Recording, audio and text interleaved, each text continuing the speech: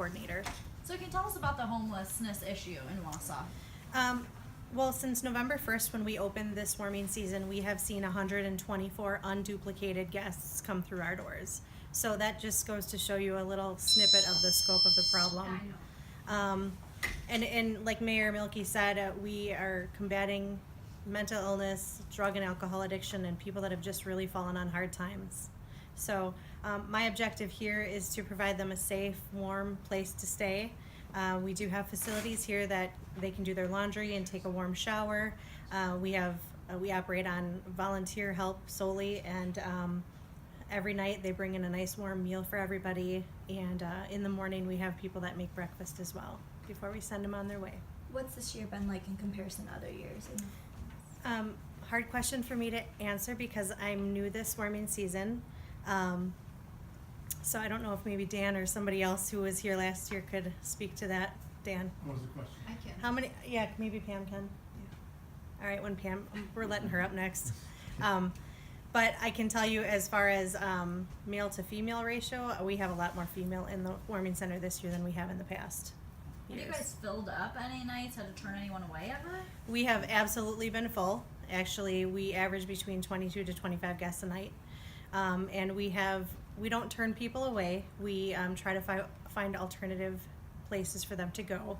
So we will consult the Salvation Army to see if they have any beds open there first. And then if they are full as well, then we contact the Wausau PD. And they've been really good about trying to get people in a hotel room for the night.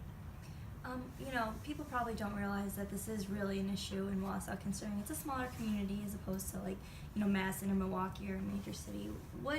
When we say homeless here, what exactly does that mean? Does that mean without places to go? Can you just kind of talk a little bit about that to Wausau? Right. So there's a lot of people that they what we call couch surf. So they go from friends' couches to couches or family, but eventually they run out of options. Whether it's burning bridges or whatever happens, they end up where nowhere else to go. So that's when we end up seeing them here. What do you hope to see done about the problem?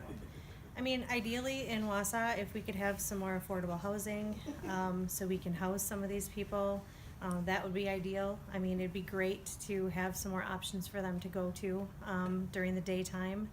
We're not a day center, so when we send them out in the morning, they're out in the community trying to kind of find their way for the day. So I'd like to see a little bit more in terms of that, but it's a work in progress, and so it's going to take a village, as Dan would say. What is the demographic, you could say, of somebody that spends the night here? Are they employed? Are they in between housing? Are they looking for something? Give us an idea of who it is that utilizes this. It really is a mix, honestly. We do have some people that stay here that are employed. We do have some people that stay here that are in their, elder, I don't want to be careful here how I word this, but some older folks. We have some really young folks. We have a very big mix of people. It really is a big mix. I don't know. Do you see children? No, we do not have anyone stay here that's under the age of 18. What's it like to see this in the community? It's sad, really. I mean, it makes you feel really grateful for what you have, that's for sure. It makes me want to come to work every day to see what else I can do to make a difference in the lives of these people that we serve. Where do you refer people who have mental illnesses? We utilize the North Central Healthcare Crisis Center if we need to. We have other behavioral health professionals that we can call upon, but typically North Central Healthcare.